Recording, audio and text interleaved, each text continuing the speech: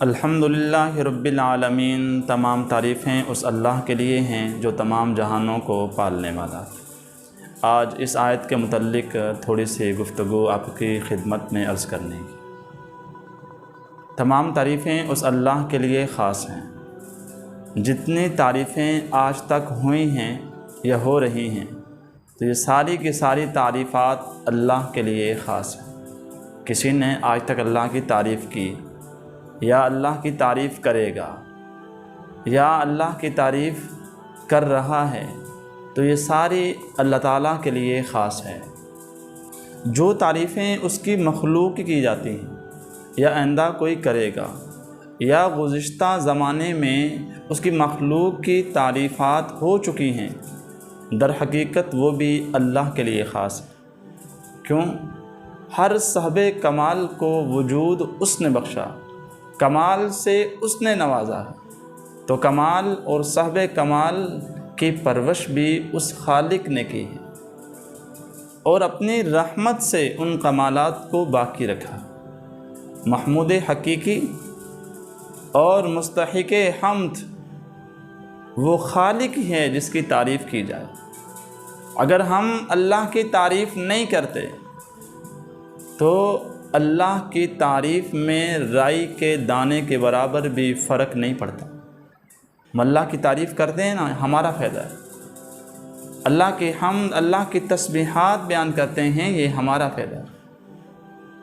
اس لیے اللہ تعالیٰ کی حمد صبح و شام جہاں جیسے وقت ملے، ہمیں ہر وقت اللہ کی تعریفات، اللہ کی تسبیحات کو بیان کرنا چاہیے۔ الحمدللہ کا معنی یہ ہے کہ صرف اللہ کا شکر ہے، اس کے علاوہ کوئی اس کے لائق نہیں ہے۔ اللہ تعالیٰ کے سوا کسی کا شکر نہیں ہے۔ اللہ تعالیٰ نے جتنی نعمتوں سے مجھے اور آپ کو نوازا، قرآن کہتا ہے وَإِن تَعُدُّوا نِعْمَتَ اللَّهِ لَا تُحْصُوهَا، اللہ نے اتنی نعمتیں دی، ہم ان نعمتوں کو گن بھی نہیں سکتے۔ اب ہمارا حق ہے اللہ تعالیٰ کی ان نعمتوں کو دیکھنے کے بعد ہمیں شکر ادا کرنا چاہیے، اللہ تعالیٰ کی اطاعت کرنی چاہیے۔ آج دنیا کی نعمتیں ہیں، اس در فانی کو چھوڑنے کے بعد ہم در حقیقی میں جائیں گے تو وہاں پر بھی اللہ تعالیٰ مجھے اور آپ کو نعمتوں سے نوازے۔ ہمیشہ کے لیے یہ نعمتیں میرے پاس محفوظ رہیں، اس کے لیے کیا کرنا ہوگا، یہ کس طرح میرے پاس محفوظ رہیں؟ تو اللہ نے یہ بھی ہمیں بتایا کہ ہم ان نعمتوں کو ہمیشہ اپنے پاس رکھیں۔ ان نعمتوں کے بارے میں اللہ نے بار بار فرمایا۔ ہمیں اللہ کی تسبیحات، اللہ کی تعریفات، اللہ کی حمد ہمیں کرنی چاہیے۔ حضرت عمر رضی اللہ تعالیٰ عنہ فرماتے ہیں کہ سبحان اللہ، لا الہ الا اللہ اور اللہ اکبر، ان کو تو ہم جانتے ہیں، لیکن الحمدللہ یہ کیا ہے؟ حضرت علی رضی اللہ تعالیٰ عنہ فرماتے ہیں کہ یہ اللہ کے پسندیدہ الفاظ ہیں۔ اللہ تعالیٰ کو یہ الفاظ بہت پیارے لگتے ہیں، بہت بھلے لگتے ہیں، اس لیے اللہ کو ان الفاظ سے بھی ہمیں بار بار پکارنا چاہیے۔ حضرت ابن عباس رضی اللہ تعالیٰ عنہ فرماتے ہیں جب انسان کہتا ہے الحمدللہ تو اللہ کہتا ہے کہ میرے بندے نے میرا شکر ادا کر دیا۔ اللہ تعالیٰ کی نعمتیں، اللہ تعالیٰ کی ہدایتیں اور اللہ کا احسان، ہم ان تمام چیزوں کا اقرار کر رہے ہوتے ہیں۔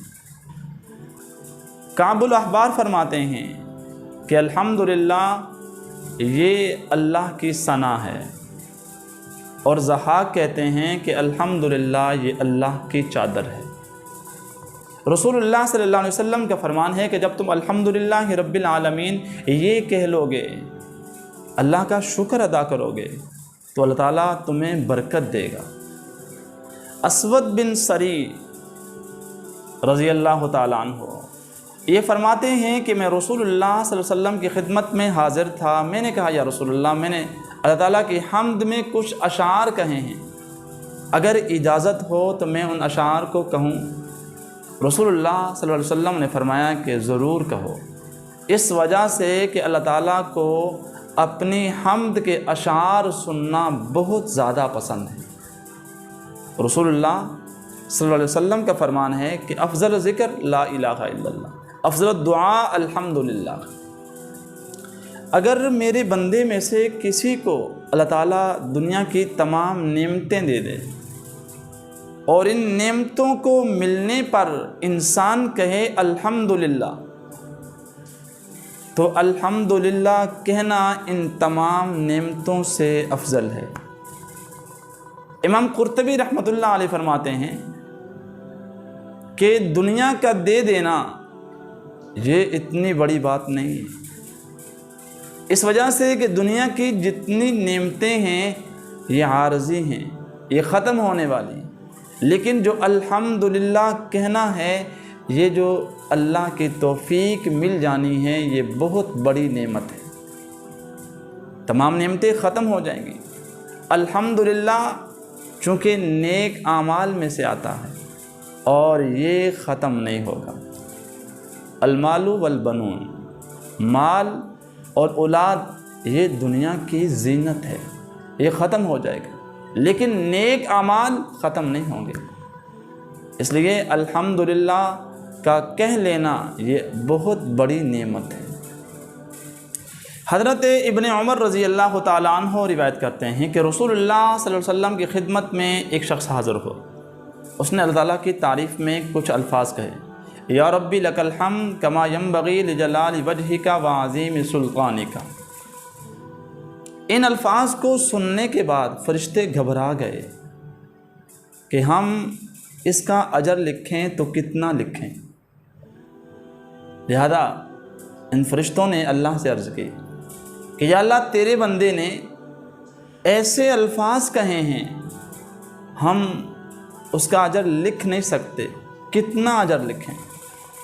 اللہ تعالیٰ باوجود جاننے کے پوچھتے ہیں اس بندے نے کیا کہا، تو فرشتے یہی الفاظ دہراتے ہیں، یا ربی لک الحمد کما ینبغی لجلال وجہک وعظیم سلطانک۔ اللہ فرماتے ہیں آپ یوں ہی لکھ لو، میں اسے اپنی ملاقات کے وقت اجر خود دے دوں گا۔ الحمدللہ میں الف لام استغراق کا ہے، اس میں تمام قسمیں، تمام جنسیں، یہ سب کو شامل ہیں۔ حدیث میں آتا ہے کہ تمام تعریفیں اس خالق کے لیے ہیں، وہی بادشاہ ہے سب کا، اور اے اللہ ہم تیری طرف ہی لوٹ کر آنے والے ہیں۔ تو ہم سب کو اللہ تعالیٰ کی حمد بیان کرنے چاہیے۔ تسبیحات یہ عام ہمیں جملہ بولنا چاہیے، اس وجہ سے کہ ہم جب عام جملہ الحمدللہ الحمدللہ یہ کہیں گے، اس کا اثر یہ ہوگا کہ ہم قبر کی گود میں ہوں گے۔ جو یہ جملے سننے والے ہوں گے جب وہ کہیں گے تو ہماری قبر ٹھنڈی وہاں ہو رہی ہوگی، ہمیں نیکیاں وہاں پہنچ رہی ہوں گی۔ اس لیے الحمدللہ کھاتے پیتے اٹھتے بیٹھتے چلتے پھرتے ہمیں عام الحمدللہ الحمدللہ کی تسبیحات کرنی چاہیے۔ اگلا لفظ ہے عالمین۔ عالمین جمع ہے عالم کی۔ اللہ تعالیٰ کی ذات کے سوا تمام مخلوق کو عالم کہتے ہیں، اور عالم یہ بذات خود جمع ہے، اس کی واحد نہیں ہے۔ آسمان کی مخلوق، خوشی اور طری کی مخلوقات کو عالم کہتے ہیں۔ اسی طرح ایک ایک زمانے کو عالم کہا گیا ہے، ایک ایک وقت کو عالم کہا گیا۔ حضرت ابن عباس رضی اللہ تعالیٰ عنہ فرماتے ہیں کہ تمام آسمانی مخلوق کو، زمینی مخلوق کو، اور آسمان اور زمین کے درمیان کی جو مخلوق ہے اس کو عالم کہتے ہیں۔ علی ھذا القیاس، اگرچہ اس میں جنات ہیں، انسان، یہ سب مراد لی جاتے ہیں۔ زید بن اسلم فرماتے ہیں کہ ہر روح والی چیز کو عالم کہتے ہیں، اور قتاد کہتے ہیں کہ ہر قسم کو عالم کہتے ہیں۔ ابن مروان بن حاکم فرماتے ہیں، جو بنو امیہ میں سے خلیفہ تھے، وہ کہتے ہیں کہ اللہ تعالیٰ نے 70,000 عالم پیدا فرمائے ہیں۔ آسمان والے ایک عالم ہیں، اور دنیا سب کی سب ایک عالم ہے، باقی خدا ہی جانتا ہے، مخلوق اس عالم کے بارے میں نہیں جانتا۔ اسی طرح حمیری کہتے ہیں کہ اللہ تعالیٰ نے 1000 مخلوقات پیدا کی ہیں، ان میں سے 600 تری میں اور 400 خشکی میں پیدا کی۔ ایک ضعیف حدیث ہے، حضرت عمر رضی اللہ تعالیٰ عنہ کے خلافت کے زمانے میں ٹڈیاں نظر نہیں آئی، بلکہ تلاش کرنے کے باوجود ٹڈیاں نہ مل سکی۔ حضرت عمر رضی اللہ تعالیٰ عنہ بہت پریشان ہوئے، بہت غمگین ہوئے۔ آپ نے شام، عراق اور یمن ان علاقوں میں سوار دوڑائے کہ ٹڈیاں ڈھونڈ کر لاؤ۔ یمن کے کچھ لوگ، یمن سے کچھ ٹڈیاں حاصل ہوئیں اور حضرت عمر رضی اللہ تعالیٰ عنہ کی خدمت میں حاضر کی۔ تو حضرت عمر رضی اللہ تعالیٰ عنہ نے ان ٹڈیوں کو دیکھا اور تکبیر کہی۔